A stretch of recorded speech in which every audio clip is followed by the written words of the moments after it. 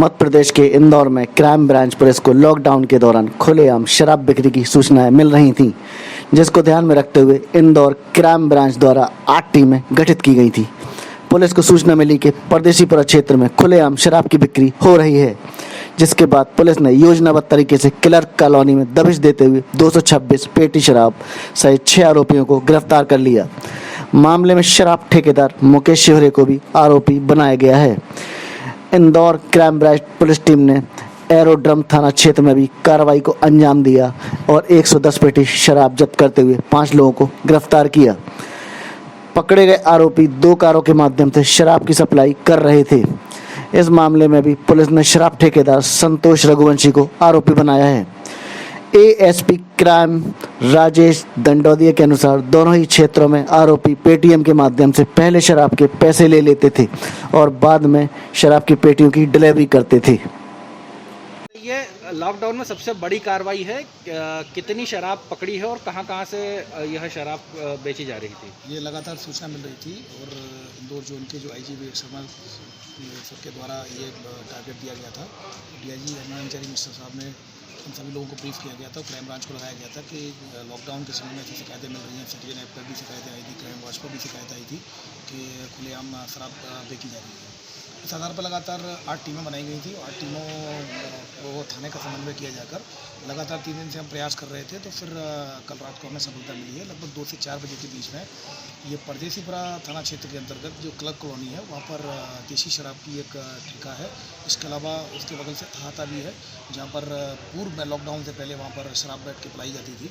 लेकिन हमारे द्वारा एक ट्रैप लगाया गया और एक स्कूटी एक व्यक्ति से एक पेटी खरीदी गई। फिर उसके द्वारा बताया गया 3 पेटी और खरीदनी है, तो उसके द्वारा बताया गया कि वो क्लर्क कॉलोनी में मिलेगी। तो वो 3 पेटी खरीदने के बाद फिर जब वहाँ दबिश दी गई तो फिर वहाँ पर हमें 226 पेटी शराब मिली है। अंग्रेजी शराब लगभग 100 पेटी से अधिक अंग्रेजी शराब मिली है और लगभग इतनी पेटी देसी शराब मिली है। इसके अलावा उसको आदि को सील कर दिया गया। वहाँ से हमें 6 आरोपी गिरफ्तार किए गए हैं और इसके जो शराब ठेकेदार हैं, चूँकि निश्चित रूप से उनका भी इसमें संलिप्तता पाई जा रही है, तो मुकेश शिवरे वो अभी फरार है, उनको भी आरोपी बनाया जा रहा है। शहर में सर और कहीं भी सूचना है? इसके अलावा फिर चूँकि हमारी टीम लगातार काम कर रही थी, उसी समय हमें दूसरी टीम को उसी में लगाया था। 51 नंबर स्कीम में जो एरोड्रम थाना है, वहाँ पर लगातार खुलेआम शराब बेची जा रही थी, ऐसी सूचना थी। तो उसको भी ट्रैप लगाया गया और खरीदार डील करने के लिए बुलाया गया। तो उसमें स्कॉर्पियो और स्विफ्ट से 2 लोग, जो स्कॉर्पियो और स्विफ्ट 2 गाड़ियों से लोग डील करने के लिए आए। ग्राउंड में 51 नंबर स्कीम में एक ग्राउंड है, वहाँ पर हमारे द्वारा ट्रैप लगाया था क्राइम ब्रांच ऑफ एरोड्रम के द्वारा।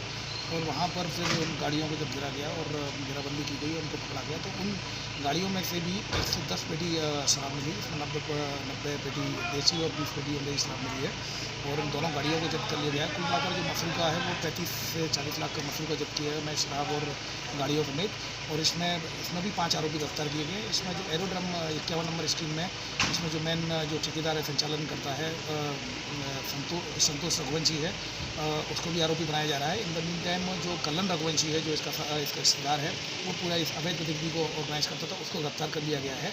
और जो परदेशीपुरा में कार्रवाई हुई है, उसमें भी 8 दर्जन लोग गिरफ्तार हुए हैं। उसमें भी दीपक और कमल, इन लोगों को भी गिरफ्तार किया गया है, जो उस अवैध गतिविधियों को संचालित करते थे।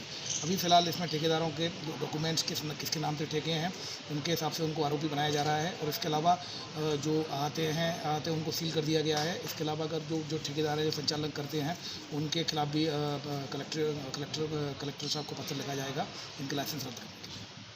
सर आगे भी कार्रवाई जारी रहेगी? इसमें लगातार लॉकडाउन में कार्रवाई ये जारी रहेगी, क्योंकि लॉकडाउन में बहुत सी चीज़ों का हमें एहतियात बरतना है, सोशल डिस्टेंसिंग का भी। इसमें सबसे इम्पोर्टेंट बात यह है कि जो हमने जो परदेशीपुरा में और एरोड्रम में जो शराब पकड़ी है, उसमें पेटीएम के माध्यम से ये लोग पहले पेमेंट जमा करा लेते हैं। पेटीएम के बाद फिर वहाँ फ़ोन आता है कि आप इनको 10 पेटी दे दें या 5 पेटी दे दें। जब पेमेंट हो जाता है तो वो व्यक्ति फिर वो हाथे में जाकर, जहाँ आधा शटर खुला रहता था, तो वहाँ से 2 पेटी या 4 पेटी लेके जाते थे। फिर अपने क्षेत्रों में अपने क्षेत्रों में फुटकर 1 बोतल 2 बोतल क्वार्टर इस तरह से उनको बेचते थे। तो निश्चित रूप से ये बहुत बड़ा इनका जो ऑर्गेनाइज तरीके से लोग जो सब इस लॉकडाउन के समय में भी ये अवैध जो शराब का जो सप्लाई कर रहे थे, उस पर निश्चित रूप से रोक लगी।